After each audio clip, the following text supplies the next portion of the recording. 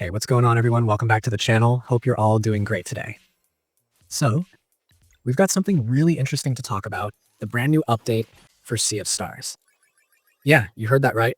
The latest patch just rolled out, and even though it's not a massive content drop like the big DLCs, it's actually a super solid quality of life and stability update that's worth your attention if you've been playing, replaying, or maybe just thinking about starting a new run. We're talking about update 1.014, the latest version across PlayStation, PC, and other platforms. And honestly, it's a perfect example of how Sabotage Studio keeps showing love to their community. Now, for anyone who's been following Sea of Stars since its launch, you already know how passionate the devs are about keeping the experience smooth and well-polished. This update proves they're still paying close attention to even the smallest details. And yeah, we're not talking about a giant new dungeon or a new playable character this time.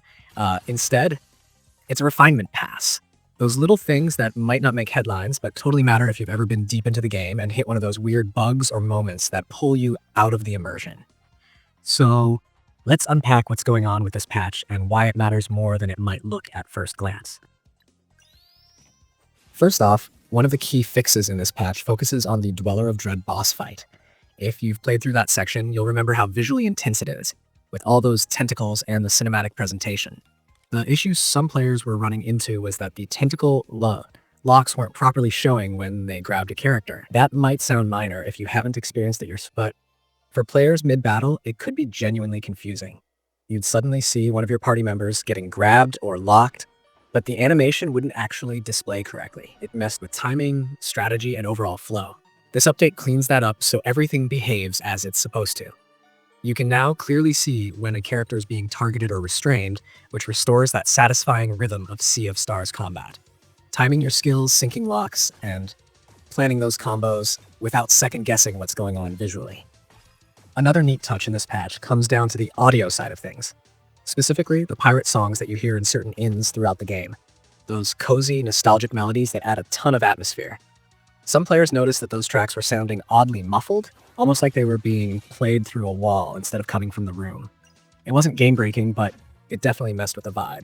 This update fixes that, so those songs now sound crisp and properly mixed again. It's a small change that restores that warm, welcoming feeling when you step into an inn after a long stretch of exploring or battling. It's honestly the kind of polish that Sea of Stars is known for. That sense that every sound, every note, every line of dialogue has a place and purpose. Now, one of the biggest under-the-hood fixes that really stood out to me was related to local co-op, especially that tricky situation involving the high-five mechanic.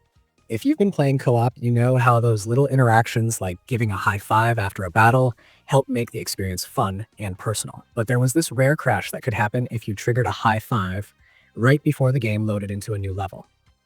Imagine that. You and your friend just cleared a tough fight. You go for that celebratory high five, and boom, the game crashes before the next area even loads.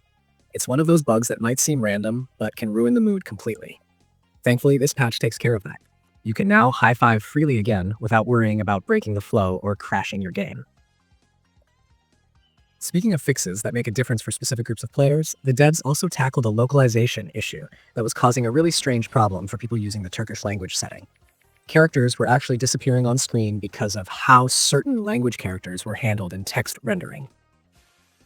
That's not the kind of glitch you can easily ignore. It completely breaks immersion and makes parts of the game unplayable. With this update, that issue's resolved, so Turkish players can finally experience the game without weird visual bugs messing up the storytelling or dialogue scenes. It's really nice to see Sabotage showing that kind of attention to every language, and not just focusing on English or French, which they originally developed the game in.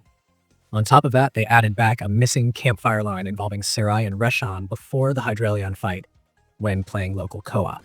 This is one of those small narrative touches that people who love the characters will really appreciate. Campfire scenes are where Sea of Stars shines. It's where you slow down, reflect, and get those little glimpses of personality between the heroes.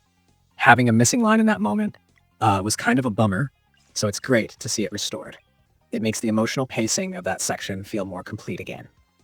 And while we're talking about restored dialogue, there were also 2 missing lines in Lucent before Garl wakes up that have now been reinserted. Anyone who's played through that section knows how important those moments are for tone and pacing. Garl's arc is one of the most emotionally resonant parts of the story.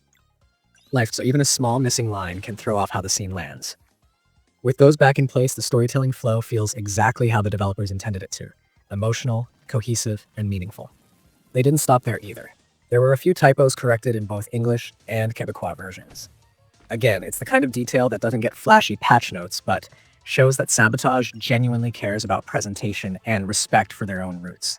They're a studio from Quebec, and they've always put care into representing their language and culture properly in their games. Fixing small errors in localization might not seem exciting, but for players who read every line and absorb every bit of lore, it matters. Another part of this update that might not sound thrilling but is actually pretty important involves a security fix related to Unity itself. This patch includes Unity's fix for a high-severity vulnerability identified as CVE 2025-59489. Basically, there was a potential security issue in the Unity engine that could have affected the PC version of the game. Valve even rolled out some mitigations on the Steam side, but Sabotage made sure Sea of Stars got its own update to fully patch it. That's what you want to see from a responsible developer. Even though most players won't notice or even know about these kinds of vulnerabilities, it's crucial for long-term stability and safety. One small but notable thing is how the version numbering can look slightly different depending on your platform. On PlayStation, it shows up as 1.014, while some PC trackers list it as 1.14. Don't get confused. It's the same patch, same fixes, just a numbering difference across systems. That's pretty standard, but worth mentioning if you've seen people online wondering if there are separate updates or platform-exclusive changes. When you look at this patch as a whole, it's easy to underestimate it if you just skim the patch notes. But once you start noticing the pattern, you realize this update is all about tightening up the seams, making sure the emotional beats, co-op features, and immersion remain as strong as they were at launch. Sea of Stars is one of those games that thrives on polish. The visuals, the music, the timing of the battles, all of it depends on everything clicking perfectly together. A small bug or audio hiccup might not ruin the experience, but it definitely dulls the edge. What Sabotage is doing here is keeping that edge sharp. And honestly, that's part of what's made Sea of Stars stand out long after release. There's this consistency in how they treat the game. Every update, even if it's not flashy, reflects their philosophy of respect for players and for their own artistic vision. They're not chasing quick updates or filler patches. They're focusing on precision, making sure the game stays timeless. If you've been playing on co-op recently, this update's timing is actually great, especially with more people jumping in after the previous DLCs and free updates. Local co-op in Sea of Stars feels like something out of the golden age of gaming. Just you and a friend sitting together, solving puzzles, timing attacks, and enjoying those little character moments. The high five bug being gone makes it even smoother now. It might seem funny that something so simple could cause issues, but that's game development for you. The tiniest triggers can sometimes lead to the strangest crashes, especially when multiple inputs and animations overlap right before a level transition. I also love how they've continued polishing the sound side of things. The audio in Sea of Stars is one of the most memorable aspects of the game.